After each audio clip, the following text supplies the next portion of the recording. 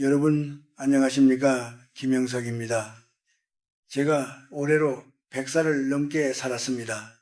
사람들은 저에게 묻곤 합니다. 교수님, 그 긴 세월을 살아보니 인생에서 가장 후회되는 것이 무엇입니까? 라고 말이죠.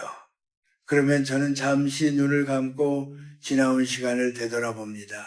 일제강점기를 지나 전쟁의 포화를 견디고 가난했던 조국이 일어서는 그 격동의 세월을 다 겪어냈습니다. 우리 세대는 참으로 열심히 살았습니다.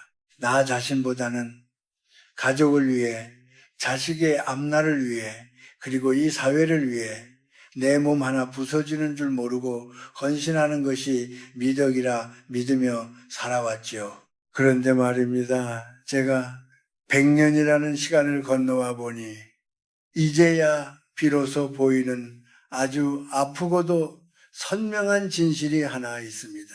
그것은 바로 나 자신을 잃어버린 채 남을 위해서만 사는 삶은 결국 그 누구에게도 행복을 주지 못한다는 사실입니다. 특히 나이 60을 넘어서도 여전히 남의 눈치를 보고 자식의 뒤치다꺼리에 매달리며 내 인생의 운전대를 타인에게 맡겨두고 있다면 그것만큼 비극적인 일은 없습니다. 많은 이들이 50대, 60대가 되면은 이제 인생의 황혼기에 접어들었다고 생각합니다. 하지만 제 생각은 다릅니다. 인생의 참된 의미를 깨닫고 나라는 존재를 온전히 마주할 수 있는 진짜 인생은 바로 60부터 시작됩니다. 그런데 이 소중한 시기에 여전히 내가 아니면은 안 된다는 강박, 자식에게 이만큼은 해줘야 부모돌이다 라는 고정관념에 사로잡혀 있다면 여러분은 남은 30년, 40년의 세월을 타인의 그림자로 살게 될 것입니다. 여러분, 한번 가만히 생각해 보십시오. 여러분이 그토록 애지중지하며 모든 것을 쏟아부었던 그 타인들이 과연 여러분의 희생을 여러분이 원하는 방식대로 고마워하던가요? 아닙니다. 슬프게도 인간의 본성은 누군가의 희생을 당연하게 여기기 마련입니다.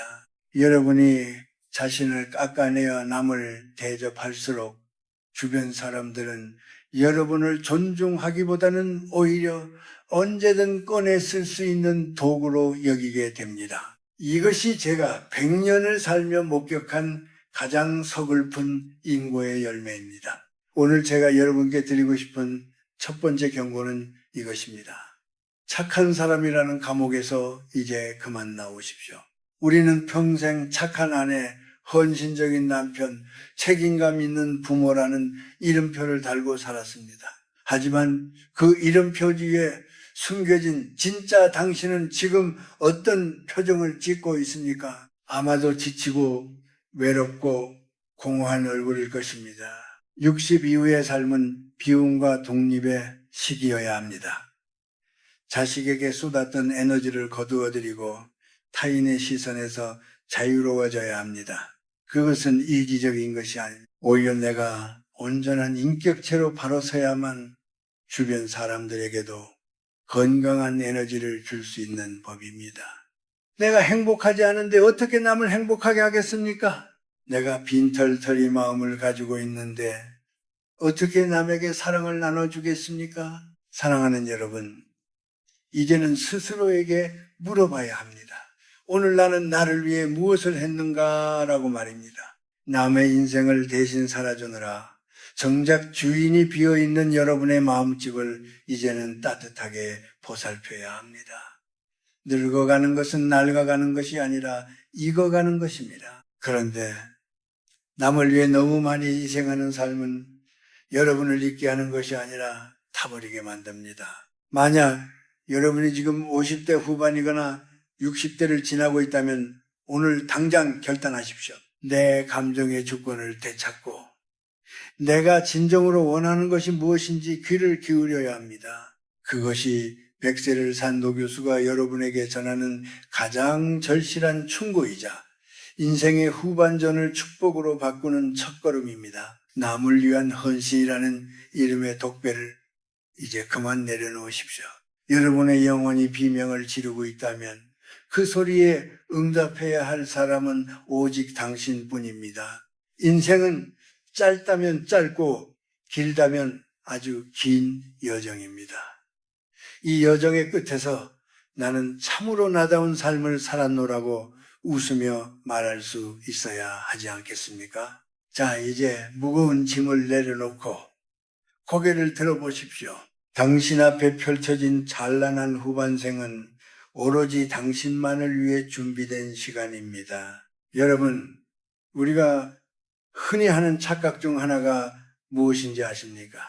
바로 내가 자식의 인생을 끝까지 책임질 수 있다고 믿는 오만입니다. 한국 사회에서 부모로 산다는 것은 참으로 고단한 일이지요. 자식이 대학에 갈 때까지, 취직할 때까지, 장가 들고 시집가서 아이를 낳을 때까지 우리는 마치 끝이 없는 경주를 하는 달리기 선수처럼 앞만 보고 달립니다. 그런데 60이 넘어서도 그 경주를 멈추지 못하는 분들이 너무나 많습니다.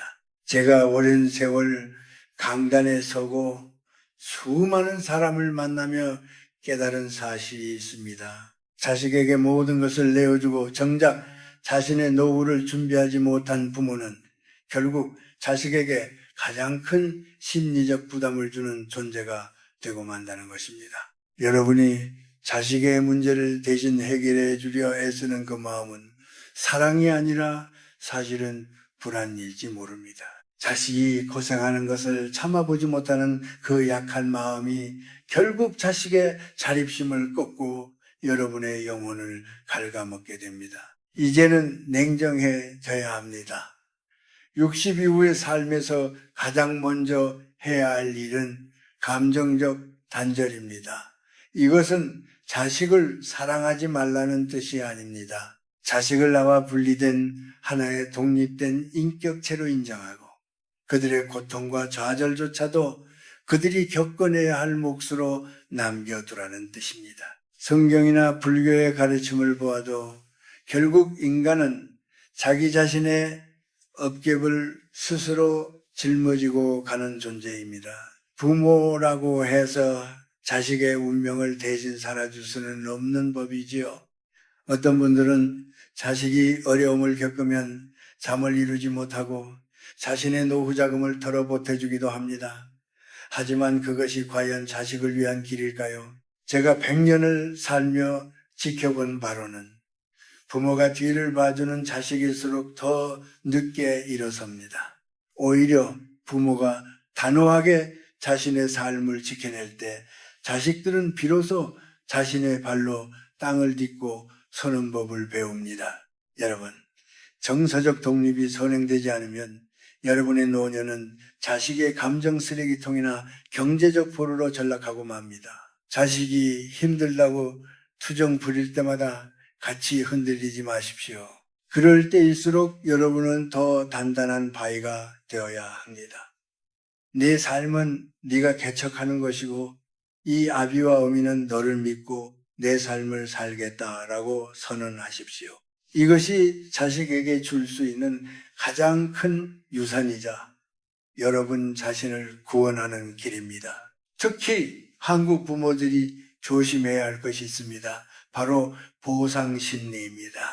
내가 너를 어떻게 키웠는데, 내가 너를 위해 무엇까지 포기했는데, 이런 마음이 가슴 한구석에 자리 잡는 순간 자식과의 관계는 지옥으로 변합니다. 기대가 크면 실망도 큰 법이지요. 내가 자식을 위해 희생했다는 그 마음조차 버려야 합니다. 그저 내가 좋아서 키웠고 이제 내 할 일은 끝났다고 마음을 비우십시오.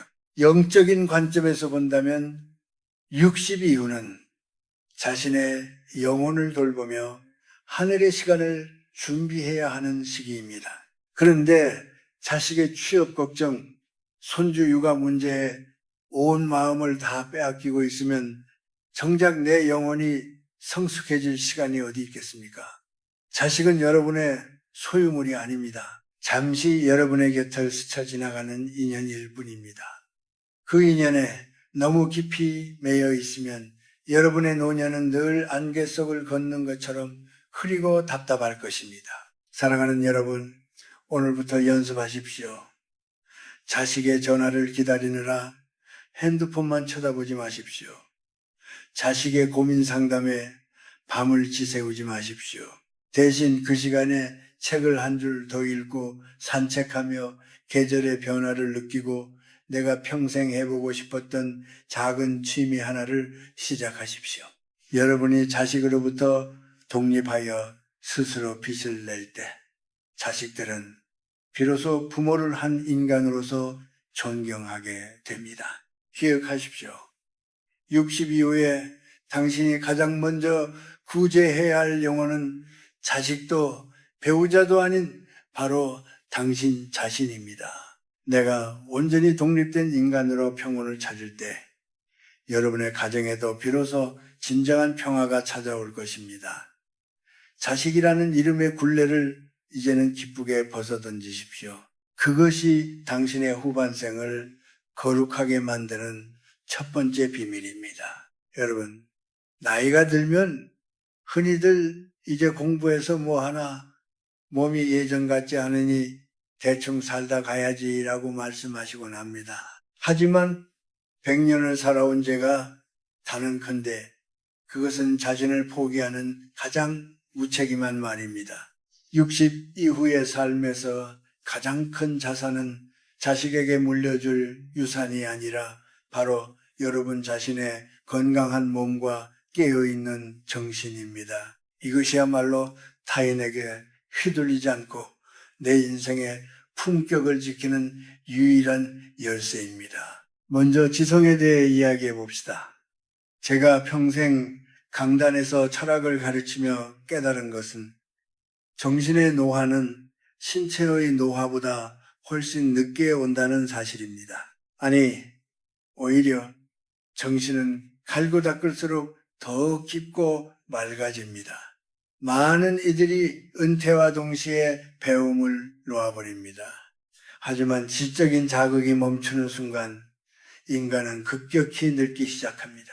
새로운 책을 읽고 새로운 기술을 배우고 세상이 어떻게 돌아가는지 관심을 갖는 것, 이것은 단순히 지식을 쌓는 것이 아니라 내 영혼의 산소를 공급하는 일입니다. 공부하지 않는 노년은 고집불통이 되기 쉽습니다.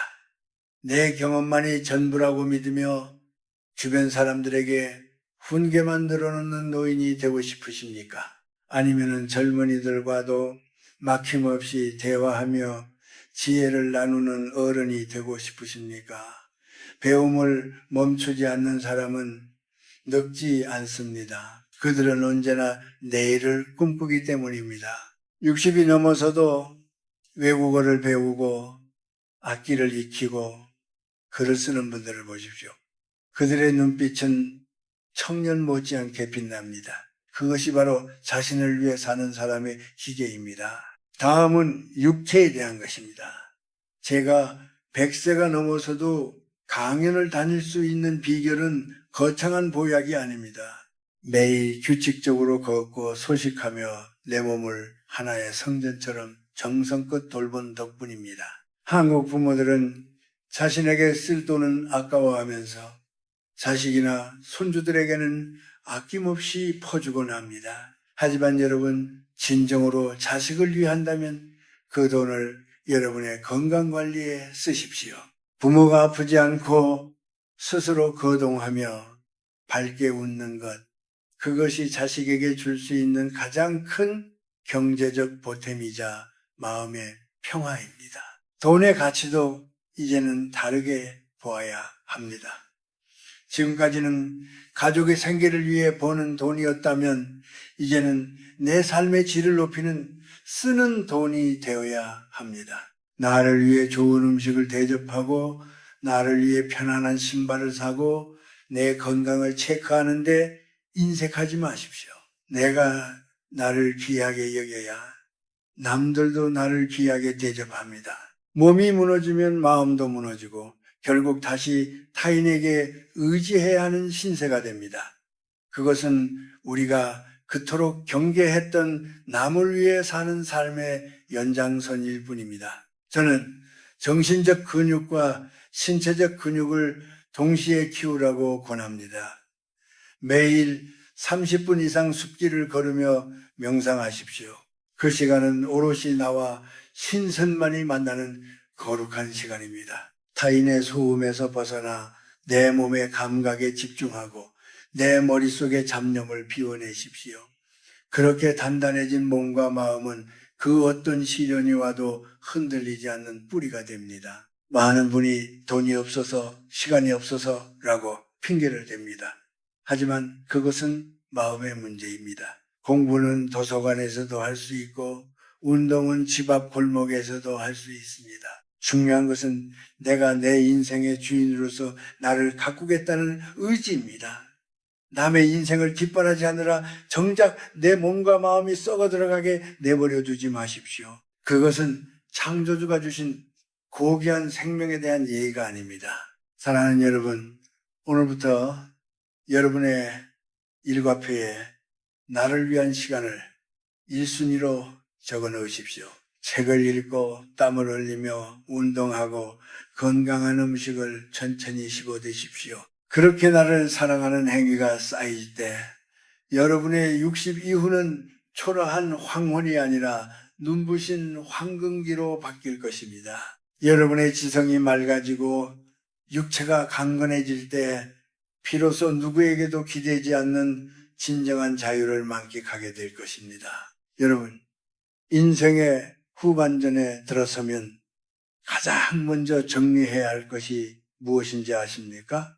바로 인간관계입니다. 우리는 평생 동안 참으로 많은 인연을 맺고 살아왔습니다. 사회적 지위 때문에, 체면 때문에, 혹은 외로움을 견디지 못해서 억지로 붙들고 있었던 인연들이 얼마나 많습니까? 하지만 60이 넘은 지금 그 모든 관계가 정말 여러분의 영혼의 양분이 되고 있는지 냉정하게 되돌아봐야 합니다. 제가 100년을 살아보니 나이 들어 가장 지혜로운 사람은 홀로 있을 줄 아는 사람이었습니다. 한국 사람들은 유독 어딘가에 소속되어 있어야 안심을 하고 모임이 없으면 버림받았다고 생각하는 경향이 있습니다. 그래서 마음에도 없는 동창회에 나가고 기만적인 칭찬이 오가는 모임에서 귀한 시간을 낭비하곤 합니다. 하지만 여러분, 60 이후의 시간은 모래시계의 마지막 모래알과 같습니다. 그 소중한 시간을 왜 나를 존중하지도 않는 사람들, 혹은 만나고 나면 기운만 빠지는 사람들에게 허비하려 하십니까? 오늘 제가 드리고 싶은 세 번째 핵심은 관계의 다이어트입니다.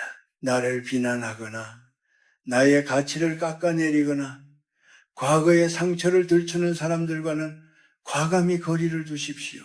그것이 비록 오랜 친구이거나 가까운 친척일지라도 말입니다. 그들을 미워하라는 뜻이 아닙니다. 다만 내 마음의 평화를 깨뜨리는 에너지를 더 이상 허용하지 않겠다는 결단이 필요하다는 것입니다. 이것이 바로 자신의 업격을 정화하고 맑은 에너지를 유지하는 비결입니다. 특히 누군가 여러분에게 무례하게 굴거나 상처를 줄 때 이제는 일일이 대꾸하거나 설명하려 애쓰지 마십시오. 젊은 시절에는 오해를 풀고 싶고 내 진심을 알아주길 바랐겠지만 나이가 들면 깨닫게 됩니다. 사람들은 보고 싶은 대로 보고 믿고 싶은 대로 믿는다는 사실을 말입니다. 누군가 나를 오해한다면 그저 그 사람의 몫으로 남겨두십시오. 침묵은 때로 가장 강력한 대답이며 내 품격을 지키는 가장 높은 성격입니다. 진정한 평화는 밖에서 오는 것이 아니라 안에서 차오르는 것입니다. 사람들을 만나 시끌벅적하게 떠들고 돌아온 뒤에 느껴지는 그 묘한 허탈감을 기억하십니까? 그것은 여러분의 영혼이 보내는 신호입니다. 이제 그만 밖으로 향하는 시선을 안으로 돌리라는 외침이지요. 고독은 두려워해야 할 대상이 아닙니다. 오히려 고독은 내면의 목소리를 들을 수 있는 축복의 시간입니다. 홀로 차를 마시고 홀로 음악을 듣고 홀로 사색하는 그 시간 속에서 비로소 진짜 나와 화해할 수 있습니다. 또한 말수를 줄이는 연습을 하십시오. 나이가 들수록 지갑은 열고 입은 닫으라는 말이 있지요. 그것은 단순히 돈을 쓰라는 의미가 아니라 내 경험을 강요하지 말고 타인의 삶에 간섭하지 말라는 경계의 말씀입니다. 자식에게도 친구에게도 다 너 잘되라고 하는 소리다라며 쏟아내는 그 말들이 사실은 내 존재감을 확인받고 싶은 욕망에서 비롯된 것은 아닌지 살펴봐야 합니다. 말을 줄일 때 에너지가 비축되고 그 비축된 에너지는 여러분의 영혼을 밝히는 등불이 됩니다. 사랑하는 여러분, 60 이후의 삶은 청소의 시간입니다. 집안의 잡동사니를 버리듯 내 마음속에 쌓인 원망, 시기, 그리고 집착의 인연들을 하나씩 정리해 나가십시오. 빈 공간이 생겨야 그곳에 하늘의 평화가 깃듭니다. 많은 사람 속에 섞여 있으면서도 외로움을 느끼는 삶보다는 홀로 있어도 충만한 삶을 선택하십시오. 제가 100세의 고개에서 내려다보니 결국 마지막까지 남는 것은 화려한 인맥이 아니라 내가 나 자신과 얼마나 친했는가 하는 기억뿐이었습니다. 타인의 시선에서 자유로워지고 홀로 있는 고요함을 즐길 줄 알게 될 때 여러분은 비로소 누구에게도 상처받지 않는 무적의 평온을 얻게 될 것입니다. 이제는 관계의 무게를 드러내고 가벼운 몸과 마음으로 당신만의 길을 걸어가십시오.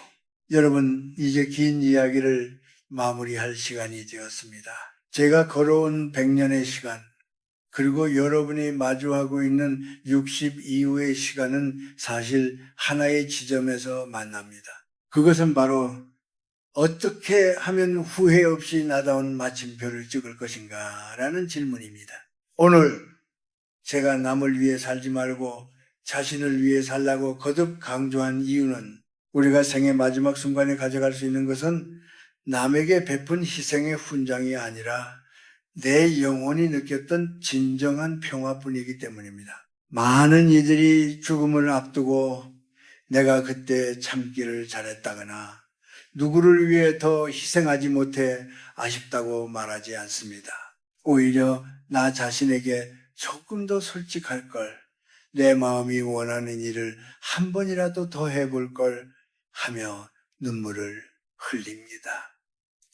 여러분, 60은 결코 늦은 나이가 아닙니다. 100세를 사는 시대에 60은 새로운 사춘기와 같습니다. 지금까지가 가족과 사회라는 거대한 기계의 부품으로 살아온 시간이었다면 지금부터는 오롯이 당신이라는 이름의 꽃을 피워야 하는 계절입니다. 제가 생각하는 가장 아름다운 노년은 흐르는 물과 같은 삶입니다. 막히면 돌아가고 더러운 것이 섞여도 스스로 정화하며 결국엔 고요한 바다로 향하는 그 순리 말입니다. 자신을 위해 산다는 것은 이기적으로 욕심을 채우는 것이 아닙니다. 내 마음의 밭을 잘 가꾸어 잡초를 뽑아내고 그곳에 평안과 감사라는 씨앗을 심는 일입니다. 그렇게 내가 평온해지면 내가 억지로 노력하지 않아도 내 주변 사람들은 나의 향기를 맡고 평안을 얻게 됩니다. 그것이 진정으로 남을 돕는 가장 고결한 방식입니다. 이제 여러분의 하루를 거룩하게 만드십시오. 아침에 눈을 뜨면 오늘도 나에게 허락된 이 소중한 시간을 오직 나의 성장과 평화를 위해 쓰겠다고 다짐하십시오. 자식의 안부 전화에 일희일비하지 말고 배우자의 잔소리에 마음을 뺏기지 마십시오. 오늘 내가 읽을 책 한 구절, 내가 마시는 찻잔의 온기, 그리고 산책길에 만나는 이름모를 들꽃에 온 마음을 쏟으십시오. 작은 것에서 기쁨을 발견할 줄 아는 사람만이 죽음 앞에서도 당당할 수 있습니다. 사랑하는 후배 여러분, 그리고 동행자 여러분, 인생의 후반전은 하늘이 우리에게 준 보너스 시간이 아닙니다. 오히려 우리 영혼이 완성되기 위해 반드시 거쳐야 할 본 게임입니다. 남의 인생을 대신 살아주느라 이 귀한 시간을 낭비하지 마십시오. 당신은 그 누구의 도구도 그 누구의 그림자도 아닙니다.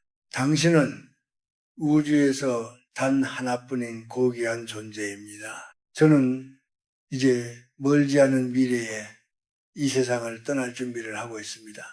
하지만 전혀 두렵지 않습니다. 저는 저에게 주어진 시간을 충실히 나로 살았고 100세가 넘어서도 배움을 멈추지 않았으며 홀로 있는 고독 속에서 신의 음성을 듣는 법을 배웠기 때문입니다. 여러분도 그러하기를 간절히 바랍니다. 남을 위해 살아야 한다는 강박의 쇠사슬을 끊어내고 자유롭게 날아오르십시오. 마지막으로 이 말을 꼭 들려드리고 싶습니다. 당신은 충분히 수고했습니다. 이제는 당신 자신을 용서하고 당신 자신을 마음껏 사랑하십시오. 그것이 60 이후를 살아가는 당신에게 줄 수 있는 최고의 선물입니다. 여러분의 앞날에 평강과 안식이 늘 함께 하기를 기원합니다. 고맙습니다.